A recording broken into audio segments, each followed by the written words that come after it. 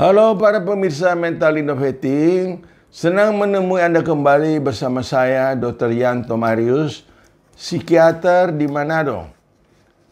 Dalam sesi Mental Innovating edisi yang ke-45, berarti sudah 45 video. Topik hari ini kita akan bahas mengenai excessive masturbation anxiety.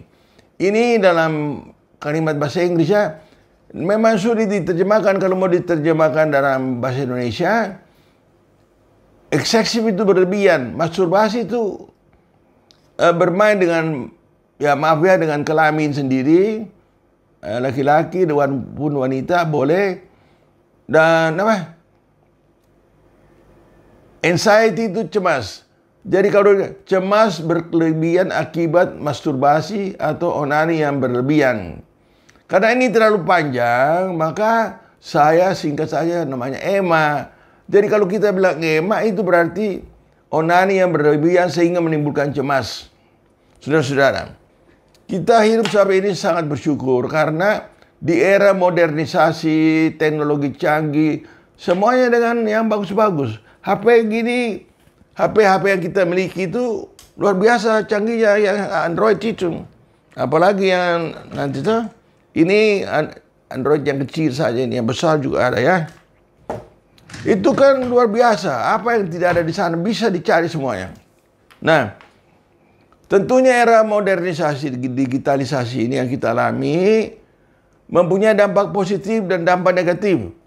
Yang saya mau bahas sekarang sesuai dengan topik adalah yang dampak negatifnya. Fokus pada situs-situs atau aplikasi pornografi. Kenapa memilih ini? Karena baru semalam ada pasien saya, laki-laki 17 tahun, datang berobat. Dalam wawancara dengan dia, katakanlah ayah, boleh apa, Arnold ke Alice, terserah. Arnold dong. Arnold datang usia 17 tahun, kelas 3 SMA. Dia merasa asing bagi dirinya, tidak mau bergaul, merasa rendah diri, merasa jijik sama dirinya sendiri, merasa berdosa sama Yang Maha Kuasa. Sesudah wawancara berapa lama, baru dia mengaku sama ibunya, ternyata Arnold ini melakukan onani yang berlebihan. Ya mungkin seminggu, hampir tiap hari dia lakukan. Nah ini sudah secara ilmu seksiologi, ini tidak apa-apa sebenarnya. Karena kalau dia berkelebihan, maka tubuh otomatis mengeluarkan dalam mimpi basah di pagi hari. Ya. Nah, selama tahun ini sudah 5 orang yang seperti Arnold ini. Nah, ini fenomena gunung es. Seperti gini ya, gunung es. Puncaknya 5. Bongkahnya di bawah 100. Jadi yang cuma datang ke dokter 5 orang, tapi sesungguhnya ada kali 100, ada 500 kasus seperti ini. Karena itu kita perlu bahas ini dengan bijak. Ya? Nah, Alfred Kinsey, seksologis Amerika, mengatakan bahwa gejolak keinginan atau gairah seksual pada laki-laki itu tertinggi di masa remaja. Sedangkan pada wanita itu nanti di atas 25 tahun dia. Jadi itu pertemuan Kinsey, sehingga kalau pernikahan ditinjau semata dengan hubungan seks, maka disarankan wanita itu lebih tua. Tapi itu memang beliau sendiri meralat tidak demikian ya. Nah, kita kembali sama Arnold. Arnold merasa terasing dan lain seperti yang saya sudah sebutkan tadi. Ternyata dia melakukan masturbasi yang berlebihan. Sesudah kita tenangkan, dia akan sembuh. Dia akan sembuh ke saya. Sembuh dong. Sembuh kasar. Dia merubah mindsetnya, cara pandangnya tentang dia punya masturbasi. Karena dia agama Kristen, di agama Kristen itu ada 10 perintah Allah. Pertama itu dilarang bersinah. Dilarang ingin bersinah. Kedua dilarang bersinah. Tapi ini kita ini makhluk seksual. Makhluk sosial, makhluk finansial, makhluk seksual juga. Jadi dia waktu dia berjanji tidak, dia tergoda hatinya melakukan lagi sehingga dia menimbulkan rasa bersalah, kelainan dengan orang dia akhirnya membenci dirinya sendiri. Jadi saya sudah berikan obat penenang, cemas dan depresi, berikan psikoterapi yang masuk dari Albert Ellis, ternyata sudah baik membantu. Saya sarankan dia kembali 2 minggu. Itu ilustrasi pertama ya, Arnold. Ini ilustrasi kedua, seorang wanita. Katakanlah B. Apa Bella sebarangnya? Bella Betika, Bella. Bella ini apa? Waktu kelas 5 SD dia sudah haid itu. Dan dia sudah suka lihat lawan jenis, dia sudah senang lihat laki-laki, dia senang. Tapi karena Bella ini diajar oleh dengan didikan gereja yang terlalu keras, sehingga selalu dibawa ke gereja. Dan di gereja Bapak rohaniawan selalu mengatakan bahwa Bella ini kedatangan iblis seks. Nah ini kan lucu toh. Bagaimana mau baik? Karena terus merasa bersalah dan dibawa ke saya. Saya kasih obat, ibunya tidak mau kasih bawa anaknya.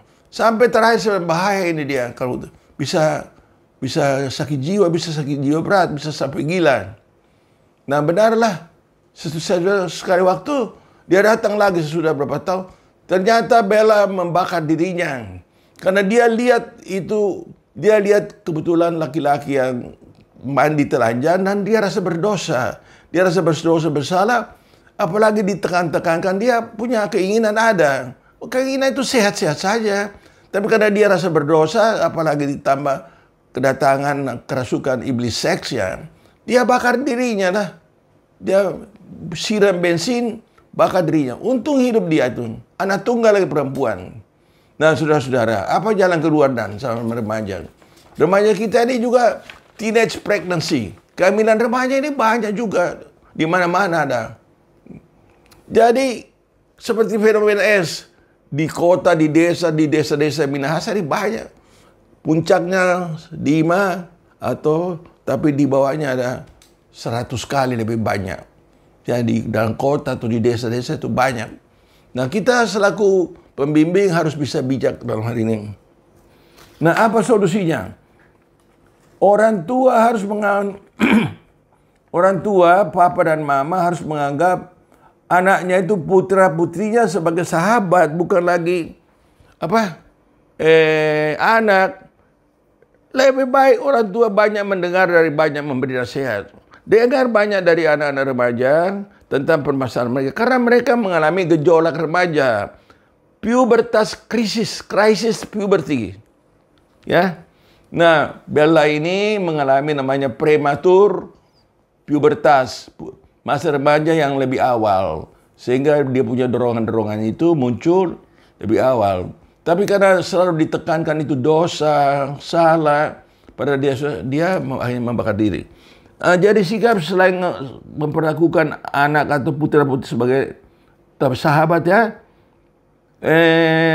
memberikan rasa tenteram dalam keluarga. Tentu kalau broken home pasti lebih jelek ya. Ada pepatah begini, home sweet home, there is no place like home. Home, suasana rumah ya, house, rumah. Awasi penggunaan HP putra-putri Anda, apalagi yang masih di bawah umur. Keempat, bimbingan seksiologi mengenai fisiologi.